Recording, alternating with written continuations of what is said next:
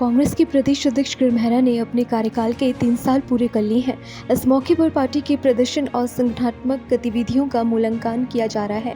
किरण मेहरा ने कहा कि जब उन्होंने अध्यक्ष पद संभाला था उस समय पार्टी 2 विधानसभा चुनाव में हार का सामना कर चुकी थी। बावजूद इसके उन्होंने कार्यकर्ताओं और पदाधिकारियों में नया जोश भरने का काम किया। अपने 3 साल के कार्यकाल में पार्टी ने अंकिता भंडारी हत्याकांड, भर्ती घोटाला और महिला अपराधों जैसे गंभीर मुद्दों पर सड़कों पर उतरकर सरकार को घेरा। इसके साथ ही उन्होंने उपचुनाव में 2 सीटों पर मिली जीत और निकाय चुनाव में पार्टी के बेहतर प्रदर्शन को अपनी उपलब्धियों में गिनाया। बहुत सारे अनुभव हुए हैं और मुझे बहुत कुछ सीखने को इन 3 सालों में मिला है। 2017 में हम चुनाव हारे, 2022 में सरकार आते आते फिर रह गई और फिर हम चुनाव हार गए।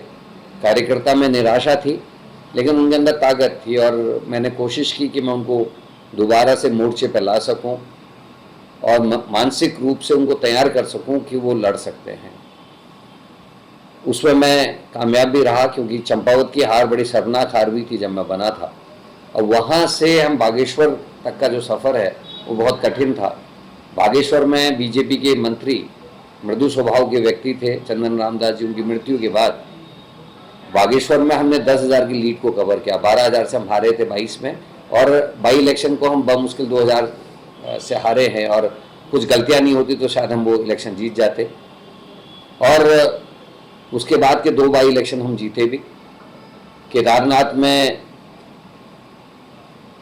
हम जीत पे परिवर्तित नहीं कर पाए, 52% वोट बढ़ाने के बाद भी हम जीते नहीं।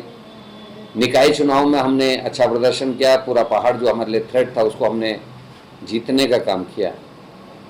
तो कुल मिला के खट्टे मीठे अनुभव हैं, लेकिन इतना आज भरोसा है कि पार्टी मजबूत है, पार्टी का कार्यकर्ता लड़ना चाहता है, मजबूती से भिड़ना चाहता है, और जिस तरीके से SSC भर्ती घोटाले से लेकर अंकिता भंडारी से लेकर संतरेसा और तमाम मुद्दों पर कांग्रेस लगातार सड़कों पर रही है, उससे उम्मीद बड़ी है कि हम आगे अच्छा फैसला होगा, अच्छा काम हम कर पाएंगे। डाउनलोड करें देवभूमि इनसाइडर।